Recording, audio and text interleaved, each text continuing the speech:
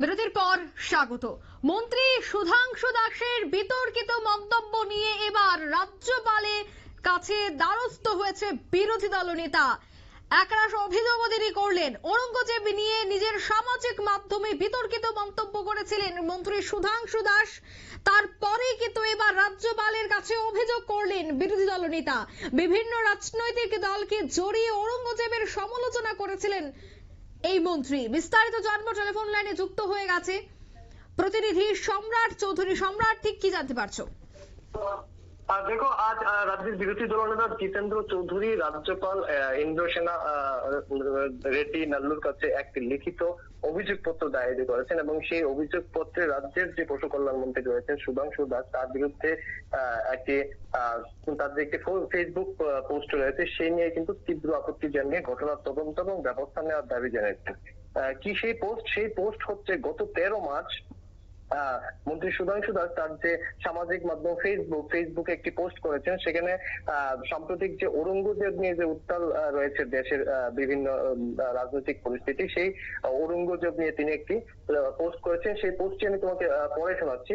পোস্টটি হচ্ছে এরকম: ঔরঙ্গজেব শত শত হিন্দু মন্দির ধ্বংস করেছে, শত শত হিন্দু মারাঠা শিখদের হত্যা করেছে। শিখদের নবম ধর্মগুরু টেক বাহাদুর ও ছত্রপতি সম্ভাজি মহারাজকে নির্মমভাবে হত্যা করেছিল ইসলাম ধর্ম গ্রহণ না করার অপরাধে।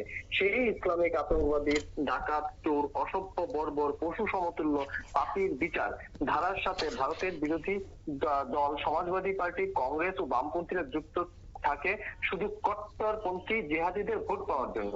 এই চিরসত্যটা গণতান্ত্রিক নাগরিকদের বুঝতে হবে যে এরা দেশের জন্য কতটা বিপজ্জনক। এবং এই পর্যন্ত হচ্ছে পোস্টের যে লেখা।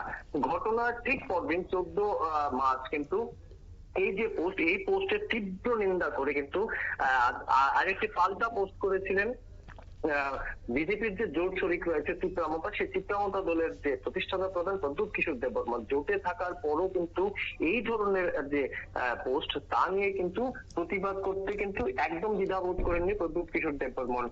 আজ এই পোস্টের বিভিন্ন যে সূত্র ধরে জিতেন্দ্র চৌধুরী কিন্তু আবার সরাসরি রাজ্যপালের কাছে অভিযোগ করেছেন যে তিনি যে পোস্ট করেছেন একজন জনপ্রতিনিধি হিসাবে, একটি সরকারের মন্ত্রী হিসাবে একটি গুরুত্বপূর্ণ সাংবিধানিক পদে থাকার পরও সংবিধানকে মেনে যেখানে তিনি শপথ নিয়েছেন, সেখানে এরকম ধর্মীয় উস্কানিমূলক পোস্ট নিয়ে তিনি সরাসরি তার বিরুদ্ধে অভিযোগ করেছেন এবং অবিলম্বে রাজ্যপালের কাছে তার দাবি যে অবিলম্বে এই ঘটনার তদন্ত করা হোক। ঘটনার সত্যতা পাওয়ার পর মন্ত্রী এবং বিধায়ক হিসাবে তার বিরুদ্ধে ব্যবস্থা নেওয়া হোক।